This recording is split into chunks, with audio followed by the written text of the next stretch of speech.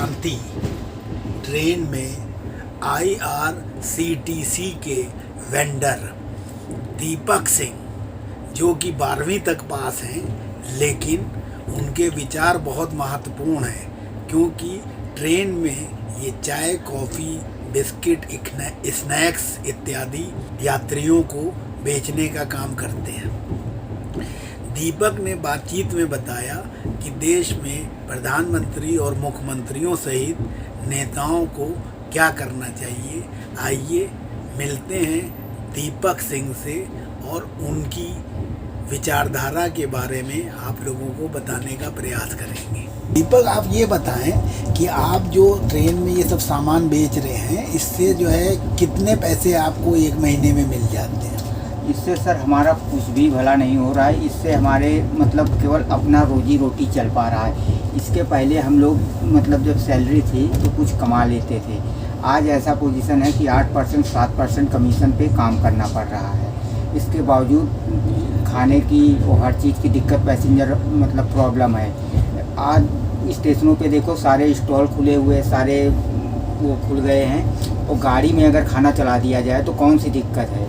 इससे कोई दिक्कत तो नहीं है। अगर उस खाने में कोरोना हो सकता है तो खाने में इसमें भी कोरोना, हल्दीराम के खाने हो, ये टाटा का जो चल रहा है इसमें भी कोरोना हो सकता है।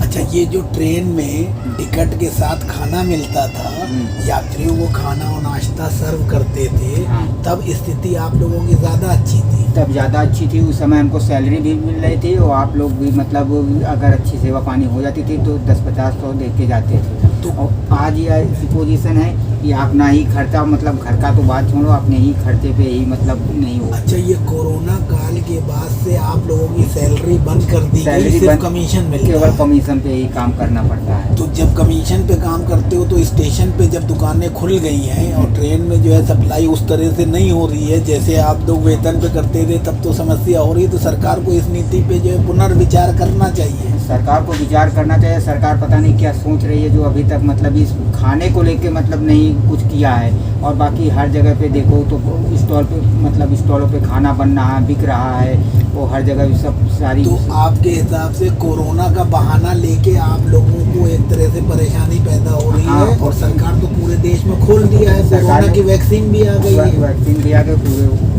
उसमें हो, तो ये जबरन परेशान हो रहे हो आप? हाँ, बस जबरन परेशानी है, और कोई वो नहीं है। बस इनका केवल अपना मतलब वो है, और बाकी कोई नहीं है, कहीं कोरोना कुछ नहीं है। अच्छा, आप ये बताओ कि जो है प्रधानमंत्री नरेंद्र मोदी साहब और हर राज्यों के जो मुख्यमंत्री हैं, वो क्या ऐसा करें जो आप जैसे नौजवानों को रोज़गार मिले और उनके परिवार भी खुश हों और उनकी ज़िंदगी जो है आसान हो सके? उनके लिए मतलब जैसे हमारे कानपुर में चले जाओ तो वहाँ पे सारी कंपनियाँ बंद पड़ी हैं, कोई कंपनी चालू नहीं है। कहीं काम के लिए मतलब ऐसा कुछ करो कि जैसे मतलब स्टेशन के कुली स्टाफ थे और वेंडर स्टाफ थे, ये सब धीरे धीरे करके कहाँ चले गए। एक गाड़ी में 50 वेंडर रहते थे, आज 5 वेंडर ही काम कर रहे हैं, और वेंडर कहाँ चले गए, और कुली कहाँ चलेगा, और जो वहाँ पे चप्पल बूट पॉलिश वाले थे, और ये सब कहाँ चले गए।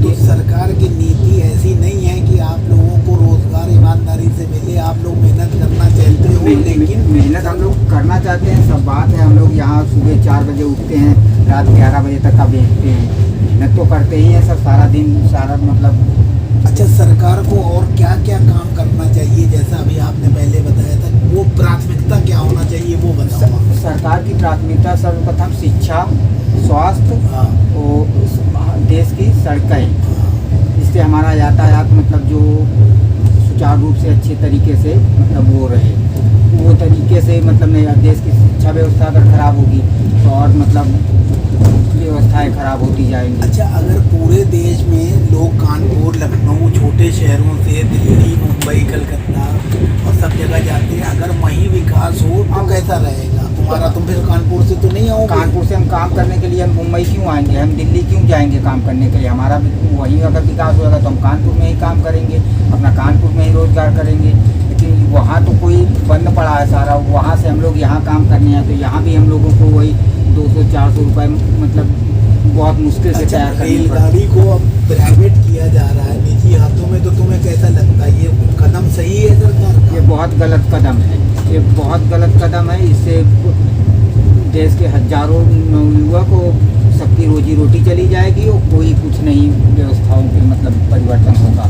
इससे मतलब यही होगा कि उद्योगपतियों का अपनी अपनी जेब पे मतलब वो भरना। तुम्हारी शादी हो गई, विवाह हो गया? शादी अभी नहीं की सर। अभी नहीं की, तो जब तुम खुद ही नहीं खा पाते हो तो शादी करने की नहीं सोचते हो?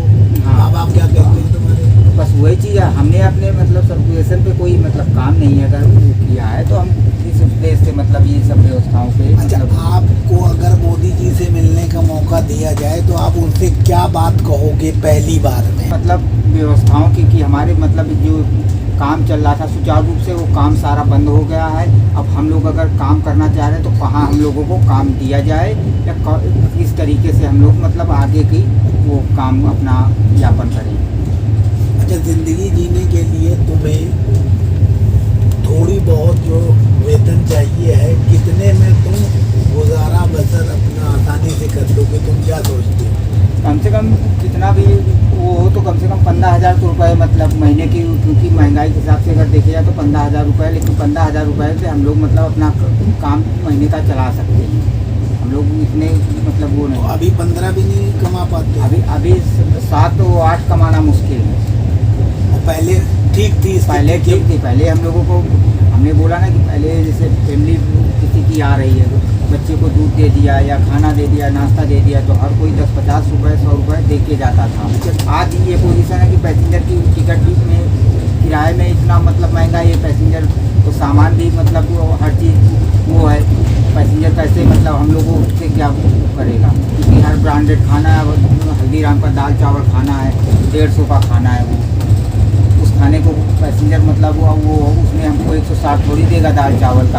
अगर वो ठेले पे जाके खाना खाएगा वही खाना तो उतने में तो वो 2 आदमी खा लेंगे, और वो खाना यहाँ पे 1 आदमी को है, तो कैसे उसका काम करेगा। तो तुम कहाँ रहते हो? बॉम्बे में रहते हो कि कानपुर में रहते हो? मैं दिल्ली में रहते हैं। कहाँ रहते हो? दिल्ली में आदर्श नगर। अच्छा, तो जब बॉम्बे जाते हो तो वहाँ कितनी देर बॉम्बे में रुकते हो? बॉम्बे सुबह पहुँचते हैं, शाम को चल देते हैं। तो दिन भर क्या करते हो बॉम्बे दिन में? भर अपना काम किया, नहाया धोया, अपना वर्दी धुला, इधर होटल पे खाना खाया, उसके बाद सो गए गाड़ी से बाहर।